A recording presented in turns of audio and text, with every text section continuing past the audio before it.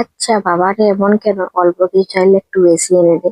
বাবাকে বলেছিলাম, বাবা বড় মাছের 2-3 দিনে চারাপোনা নিয়ে আসবে। সেই মতেই না, এই যে চারাপোনার সাথে এতটা মাছ। আমি ভেবেছিলাম, পরে ভাবলাম যে বলেই হয়তো ভুল করেছি। আর এতগুলো মাছ খাওয়ার মতো আমার বাড়িতে কেউ নেই। প্লাস এতগুলো চারাপোনা আর অতগুলো বড় মাছ কে খাবে বলো তো? কিছু করার নেই, রান্না তো করতেই হবে। তার আগে না ডাল বসিয়ে দিয়েছিলাম, তাই ভাবলাম আজকে না এই ডালটা আগে করে নিই। ছকে দিলাম ধনেপাতা দিয়ে, এখন শীতের সময় ধনেপাতাটা না দিলে ভালো লাগছে না। আর প্রথমে আমি এই চারাপোনা মাছগুলো ভেজে নিয়েছিলাম, তারপরে এই যে বড় মাছগুলো ভাজবো। এটা বড় রুই কিন্তু, কাতলা নয়। তারপর শাকটা ভাজবো, সরি সিমটা ভাজবো, তার জন্য নুন আর লঙ্কা দিয়ে ভালো করে অল্প চাপা দিয়ে দিয়ে ভাজছিলাম। ভাজা হয়ে গেল, তুলে নিলাম। এরপর শাকটা ভেজে নেবো।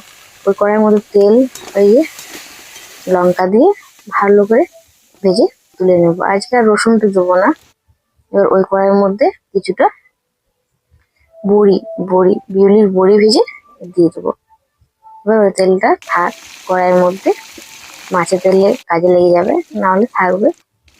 এরপরে এই যে মাছগুলো বেশ লাল লাল করে ভেজে তুলে নিতে হবে কিন্তু, কারণ এতটা মাছ একেবারে তো শেষ হবে না, 2-3 বার রান্না করতে হবে। তাই ভাবলাম অল্প অল্প করে রান্না করবো, তো একটু কড়া করে ভেজে তুলে রাখিনি, তাহলে সবটাই সুবিধা হবে। এখন যদি চারা পোনাটা করি, রাতে পোস্ত করে দেবো মাছের। এইভাবে না একটু ভালো করে কড়া করে ভেজে রাখছিলাম। এই যে তারপর ওই তেলের মধ্যে হিং দিয়ে দিলাম আর কিছুটা পেঁয়াজ দিয়ে দিলাম। এই যে তারপর ধনেপাতা দিয়ে করবো ভাবছিলাম, তাই ধনেপাতাটা দিয়ে জিরে দিয়ে লঙ্কা আদা রসুন দিয়ে ভালো করে বেটে নিলাম। যদি টমেটো পেঁয়াজটা ভালো করে ভাজা হয়ে গেছিল, তাই মশলার পেস্টটা দিয়ে দিলাম। এবার ভালো করে ভেজে নিতে হবে।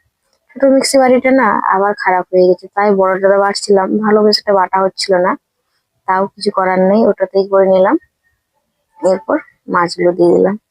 কিছুটা মাছ তুলে রেখেছিলাম, আর চারাপোনাটা মা বললো রেখে দিতে। লাস্ট অব্দি না কি যে কি থেকে কি হয়ে যায় বোঝা মুশকিল রান্নার সময়। মা পছন্দ করলো, তাহলে মার পছন্দটাই থাক এখন।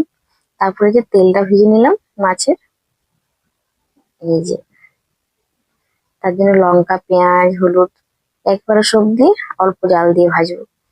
পেঁয়াজটা খুলে যাবে না, আবার মাছটা সুন্দরভাবে তেলটা ভাজা হয়ে যাবে। এই যে এটার জন্য আমার বাড়িতে ভীষণ ডিমান্ড, তাই এটা করতেই হবে। তারপর একটু পাঁপড় ভেজে দিলাম। এই যে পাঁপড়গুলো ভাজা হয়ে